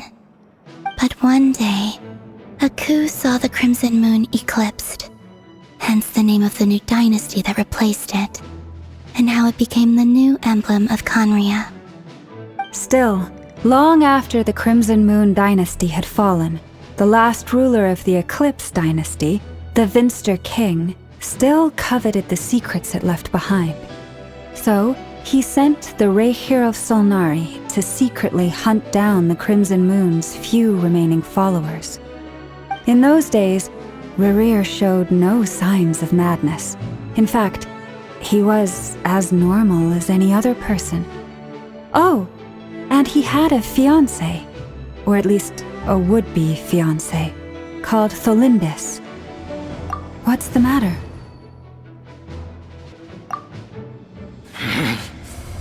Pitifully, Brian daughter. Flinders.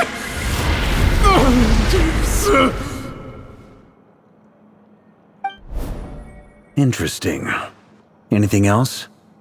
What about this would-be fiancé of his? Do we know anything about her? Well, she was a researcher at the Universitas Magistrorum, but it felt like she was hiding some kind of secret. Oh, and one more thing. For some reason, Rerir's fragment also contains some of Tholindis' memories, though only a very small portion. Well, no shortage of potential leads, I'll give you that. In any case, it sounds like we can conclude that while Tholindis was still around, Rerir appeared to be lucid and quite normal.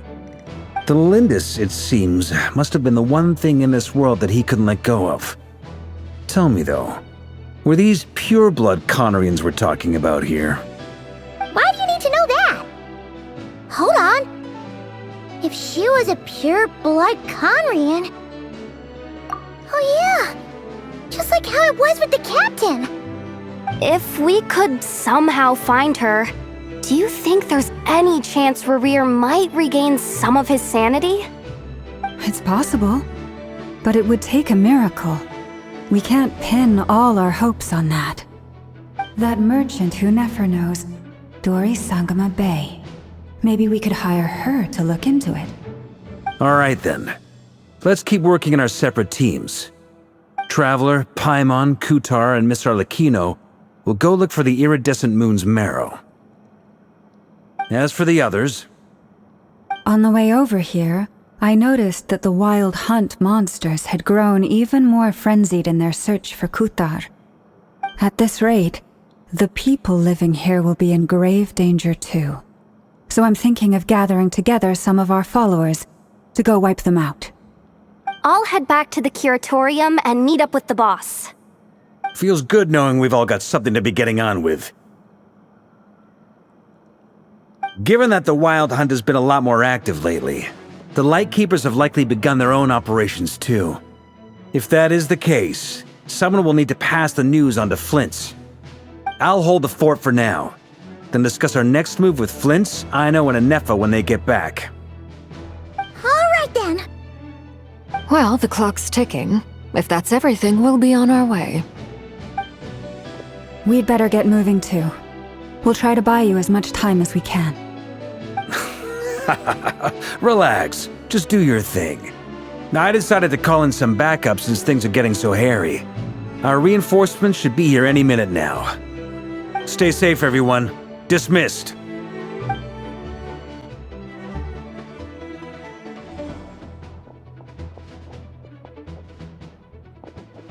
We're back. Did we get here a little early? Or a little late? A tad late. The others have already set off. To summarize, our resident moon goddess has found us a new ally, and Boss Nefer has uncovered some promising info. Everything going smoothly on your end? Not great. I don't know how long we can stall them for. The decoys are getting taken out way faster than we imagined. I'm gonna make some more later, but I need a timeout first. I'm so tired right now. Oh, right! Ineffa, could you fill in Uncle Varka on what we just discussed with Flint's? Sure.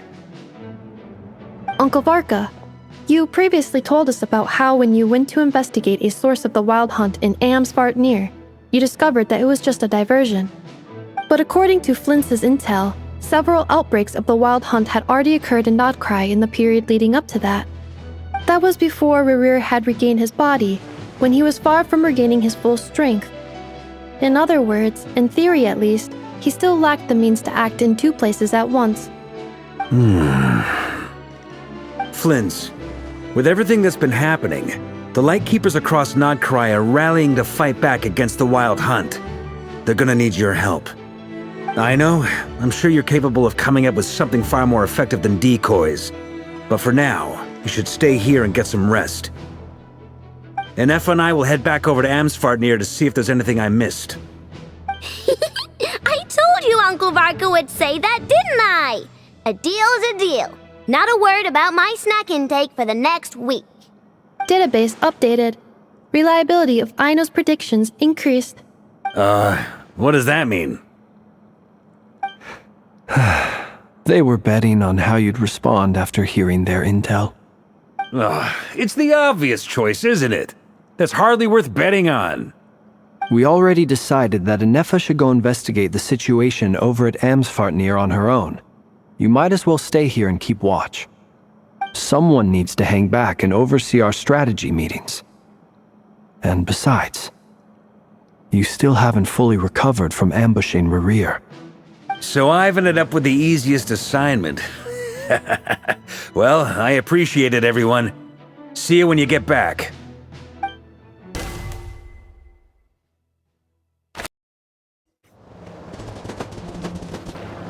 Here, this will serve as a good spot to cross over. Arlecchino, hold up a second! Since you brought us all this way, would you mind telling us what you've got planned? We still haven't got the slightest idea what's going on here. And if even Columbina doesn't know where the iridescent moon's marrow is, how do you? Simple. Because I am an inheritor of the royal bloodline of the Crimson Moon, and one of the last surviving embers of the Two Worlds' flames. Huh? Are you serious? Isn't you're a descendant of that Crimson Moon dynasty we were just talking about? The one from ancient Conria? Your surprise is understandable. I was also taken aback when I first learned of it. But the more I thought about it, the more I realized the signs had been there all along.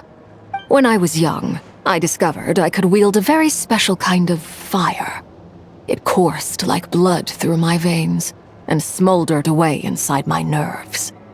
What's more, whenever I experienced strong bursts of emotion or drew too deeply on this power, it was like some kind of presence within the fire would begin to gnaw away at me, consuming me from the inside out. Exactly. That is why my hands are like this too. At first, I saw it only as a curse, but once I became a harbinger, the jester apprised me of the truth. Together with my own investigations over the past few years, there are several things that I have gradually come to understand. For instance, take the so-called Crimson Moon. In truth, it is nothing more than the shattered remnants of the iridescent moon, fused with the abyss to prolong its lifespan. Since this blood flame was bestowed upon me by the Crimson Moon, it is a fusion of the iridescent moon's former power and the corruption of the abyss. You all understand the nature of the abyss well enough. I draw upon its power, and in return, it hungers for my soul. This strange blackness is the mark of corruption it has left behind. If I recall correctly, you once told me that if the corruption ever made it to your heart, you'd become a completely different person. Yes, and that's the reason I'm always careful not to push my power too far. It's essentially a never-ending tug-of-war. Whew. Sounds intense. Anyway, the rest of my story can wait. Is there anything else about the Crimson Moon or the Iridescent Moon that you're unclear about? Paimon has used to worship was actually the iridescent moon, right? Which was one of the 3 moon sisters. Does that mean that the Conrians were to the Crimson Moon as the Frost Moon Scions are to the Frost Moon? So much of that history has been lost. We have no way of knowing exactly what they were like. But I would suspect that the Conrians weren't as devout in their moon worship as it might appear. The iridescent moon's remains simply served as their link to the Abyss. Later on, perhaps someone discovered a way to make direct contact with the Abyss. Or maybe there was some kind of ideological divide. Either way, a dissenting faction staged a coup and drove out the royal heirs of the Crimson Moon dynasty. Still, even with the dark sun looming high overhead, the Crimson Moon's glow never truly faded. If you want living proof, it's standing right before you. The first time we met, I sensed something familiar in your presence. When I looked at you, I felt I could see that mysterious red moon in the corner of my eye. In your flames, I saw its broken image, surrounded by a strange black aura. Well, I appreciate that you kept it to yourself. Much about the Crimson Moon is still a mystery, and I'd prefer not to end up as the object of an insane research project. Anyway, time is against us here, so if there's any other questions, they'll have to wait. I just want to make sure I've got one thing straight. In her letter, Sandrone mentioned that since you are unable to contain the iridescent moon's marrow yourself, you intend to leave it in my custody. Correct? That's right. For now, it's the only way I can pay you back for your help. The iridescent moon is already part of who you are, so with its marrow in your possession, you'll be even more powerful than before. Deal. Then let's get started. Get what started? What does this place have to do with the Crimson Moon? When I first became a Harbinger, the Jester gave me a book called Paranhari, also known as Leobranto Inamorato. You should be able to buy a copy next time you're in Fontaine. It's a love story set in the Crimson Moon era, but setting aside the tangled romances of its characters, it also records a few interesting details. In the Crimson Moon era, or so the story goes, there was an orphanage that received children from beyond the bounds of this world, and subjected them to a peculiar induction ceremony. Beyond the bounds of this world? For real? And what kind of induction ceremony? The Crimson Moon sages looked beyond this world for beings with powers that surpassed the gods. But fearing they might lose control, they subjected these children to a process of refinement. They made these children crawl up a fireplace and kept asking them, "Have you died? Did you see it?" Until they finally admitted to having died and seen a crimson moon. The adults embraced the children who passed the ritual, telling them, "Within the fireplace, you have traversed the flames between 2 worlds. Here and now, you are born anew."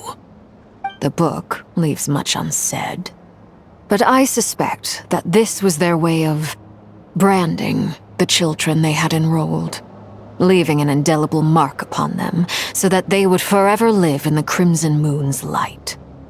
That explains why I can't sense the Crimson Moon's marrow in this world.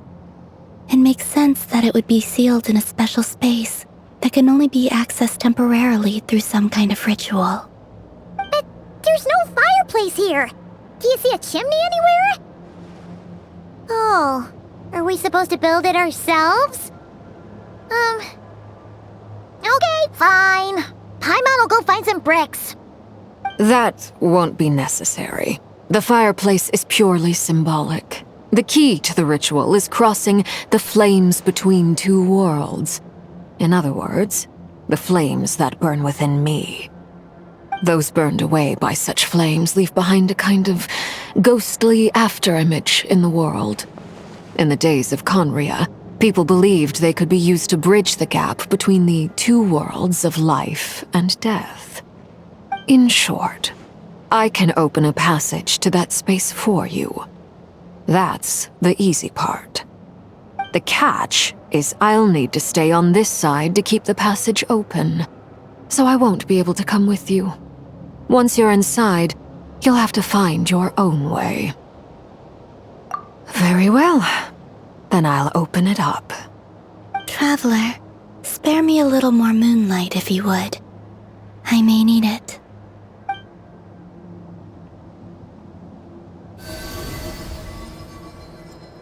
Thank you. I feel like I've recovered some of my strength now. It should be enough to move us across short distances and confront whatever dangers might await.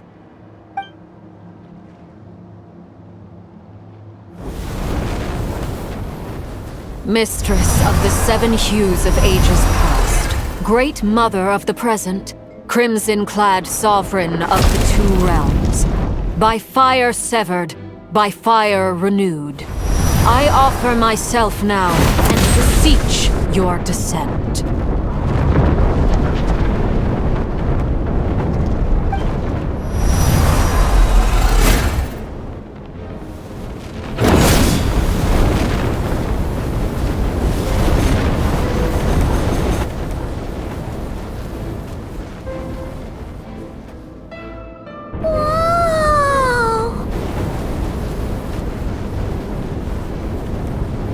One word of advice. As you're crossing over, no matter what voices you hear, do not answer. Got it! I sense a sinister gloom inside, but also the familiar light of the moon. I feel that I am about to meet an old friend who has changed beyond all recognition. All right, let's go.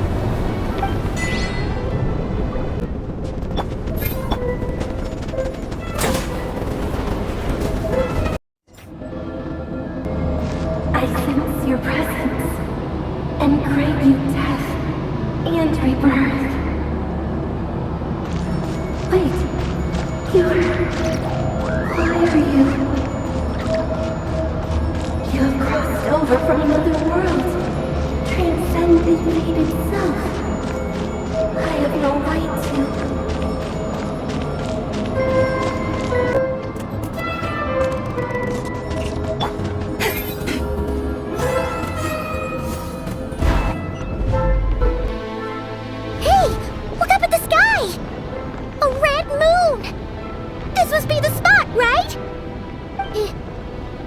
The abyss? It's practically filled the entire place. What now? What a tragic sight. Fragments of your broken body, seized by the abyss and hung up aloft like mummified remains. Iridescent moon, was this truly what you wished for? Careful. There's something spooky about this place. Feels like something is lurking in the fog. But Paimon's right behind you. Whatever you do, don't run off without her. By the way, Columbina, didn't you tell us that the iridescent moon had shattered into pieces? The moon up there looks pretty whole to Paimon. How is that possible?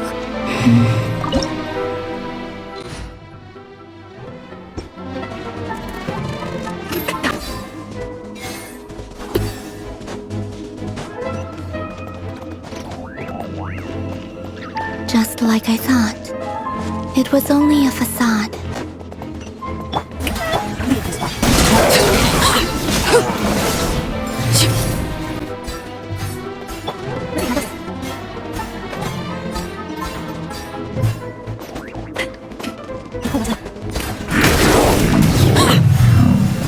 Everlasting as the moon!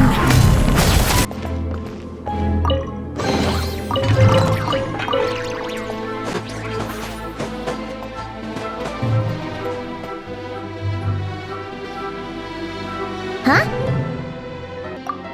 Huh? For real? That's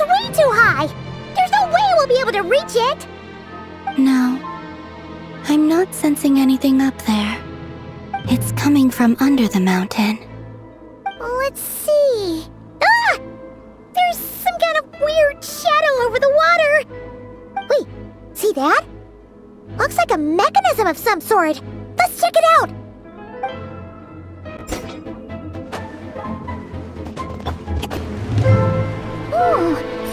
Looks like a device from the time of Kalia. Maybe people once came here to study the Crimson Moon's domain, and they left this behind. Oh, if we could activate it, we might find some clues.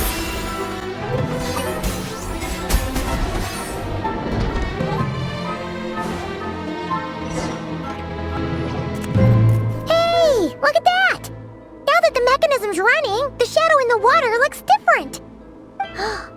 Do you think these mechanisms might be the key to unlocking the secret?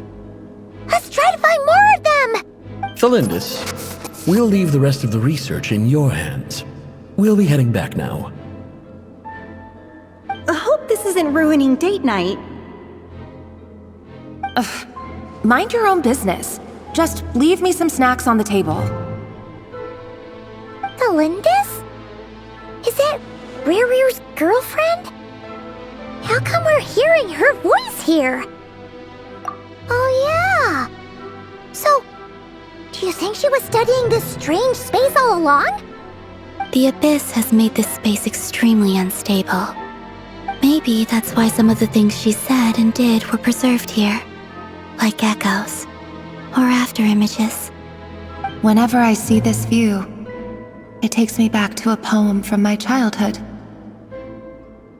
Waning moon, oh lifeless damsel, weeping on the mountain crest, mourning still in wistful tone, her fragile soul now laid to rest. For me, of all people, to be here investigating the mysteries of the Crimson Moon space, is it a coincidence or something more?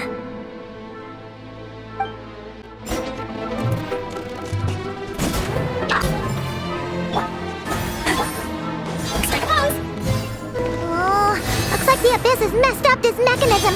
We need to find a way to get it working again. Let's see if there are any other devices nearby.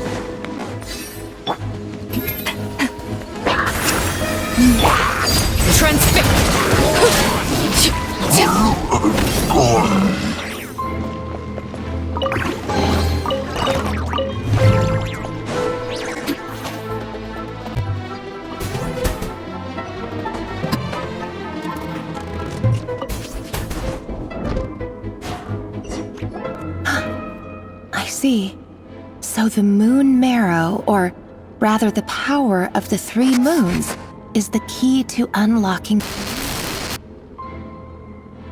If it really does exist, then maybe this madness can finally be put to an end.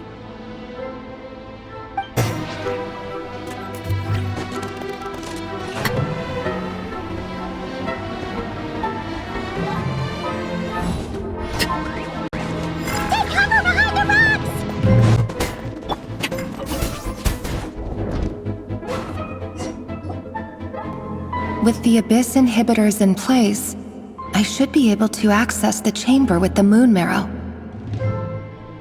Oh, Rerear, with every step you take, you're drifting further from what you truly desire. But you're not the root of the problem. Ever since that outsider set foot in Conria, the Vinster King has sunken deeper into madness. If only I could get my hands on that outsider.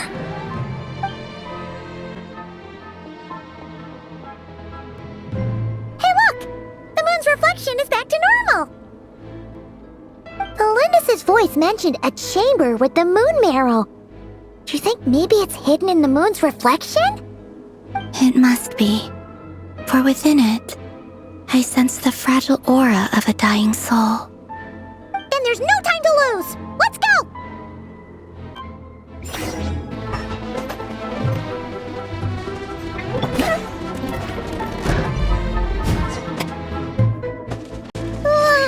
These things are so creepy!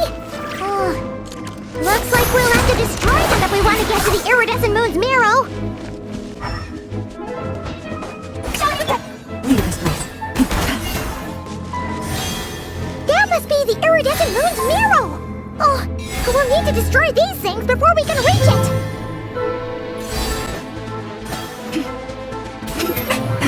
It went hard to conquer. First, you poor lost weapon.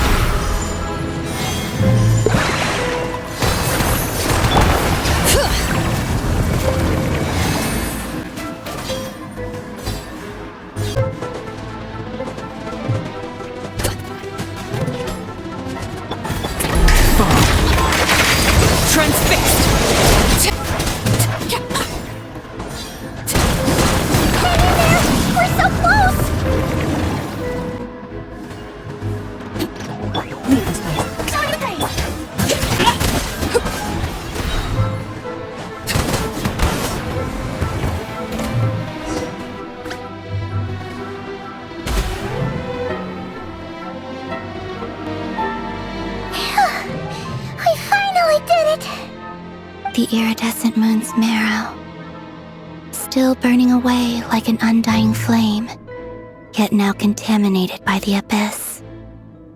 It has taken on a new form entirely. If we can purify the abyssal power within, we should be able to obtain its untainted essence.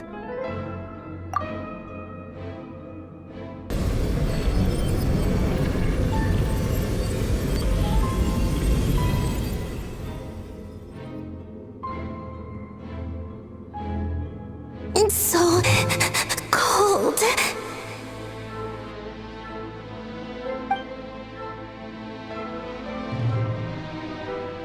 Is it you? Are you here? Huh? Are you talking to us? At long last, I can see you once more. Our fates have crossed, and I am finally free. I'm sorry, I lied to you. Even knowing what was to come, I still couldn't let go of the fear in my heart as death drew near. The moment the moon shattered, my body began to split apart piece by piece. Like I was being cut into pieces by 1,000 blunt blades.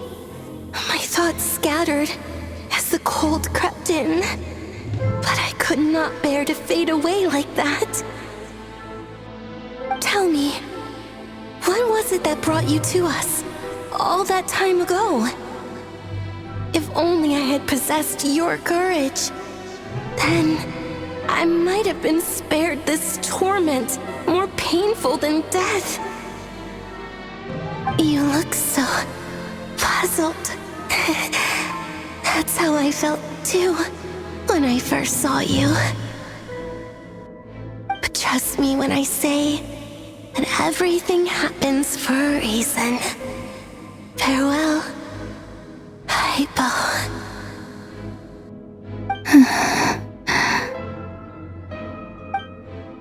What was that all about?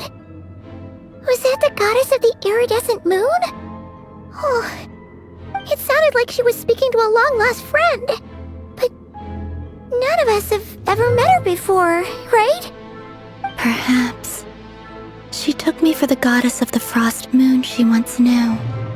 For a fading soul like hers, our auras must be too similar to tell apart. But anyway, we've got the iridescent moon's marrow now. That should help you regain your strength, right? Alright, time to leave this place and meet back up with Arlecchino. Let's go!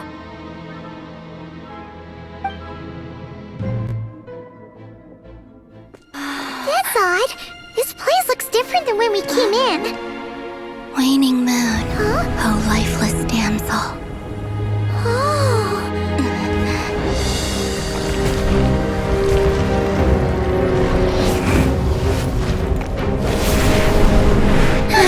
Hurry! The place is collapsing! It wants to trap us here. Who's it? The abyss? Now we've taken the moon marrow. All that's left here is a dark will. It will show us no mercy.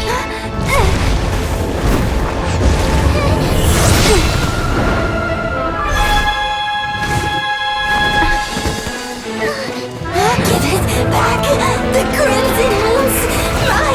My marrow! My heart!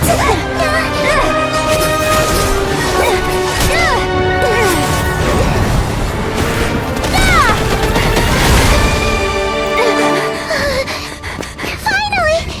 Huh? Oh no! The exit's blocked! They're back! Now what do we do? This is where you fall. Witness my rise. Hey, it's... What are you waiting for?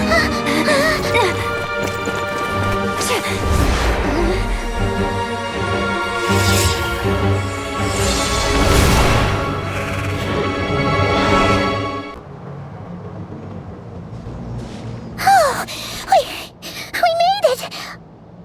Was that you, Arlecchino? Did you save us? Wait, your hands! They're... Oh, this? Don't worry. It's a small price to pay. The Abyss wanted to trap you inside, and I defied its will by bringing you out. No wonder it's a little angry. No. I have paid the price, albeit a small one, and it cannot be undone. My hands have already fused with the Abyss.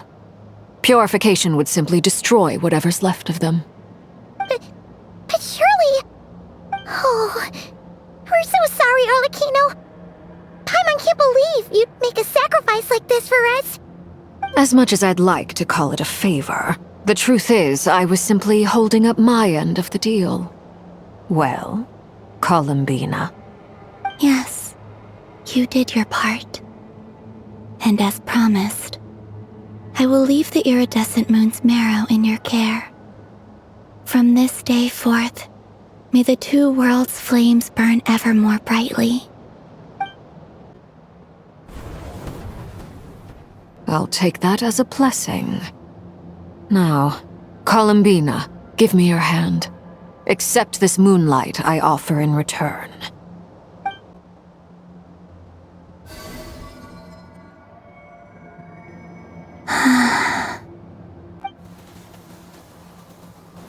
Feeling stronger? Hey, Columbina, are you okay? I'm fine. Our powers are a little at odds, that's all. By the Frost Moon's authority alone, wielding the power of the other moons was always going to be a stretch. Still, I think it's fair to say that your strength has returned, at least to the level it was at as Third Harbinger. It's still not enough. There's no way I can hope to challenge Rayrier like this. Just one more ray of moonlight, if you would. It's okay. I can take it.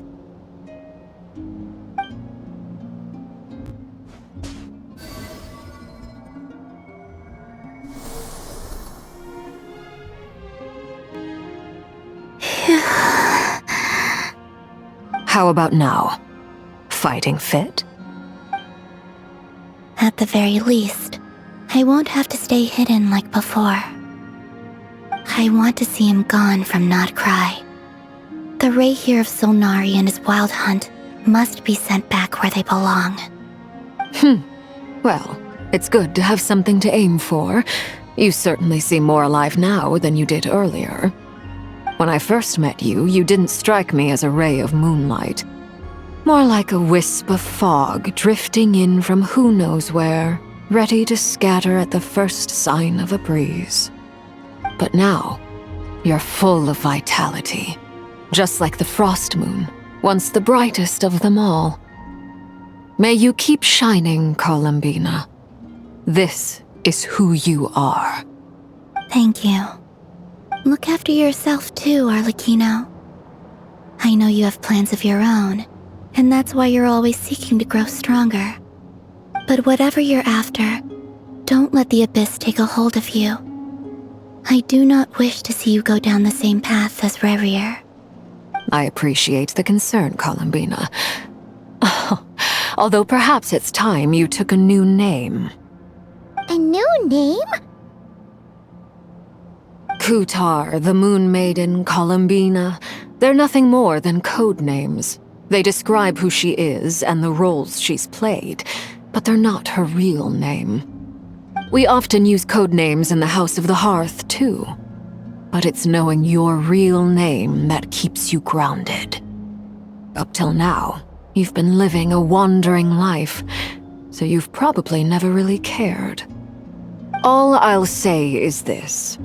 Once you've defeated Rerir, give it some thought. All right, that's it from me.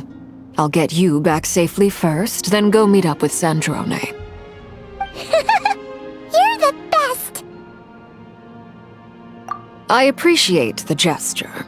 It speaks to your good character. Anyway, let's get going. There are more urgent things to do right now than trade compliments.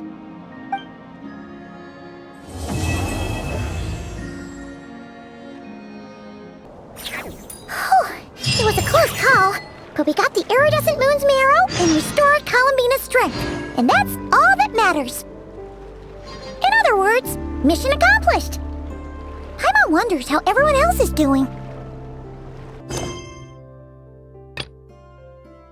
Embrace the ice! Shattered, torn to oblivion! As one with wind and cloud! Fallen leaves, adorn my night! Freeze to the core! Vengeance will be mine! Flickering candlelight.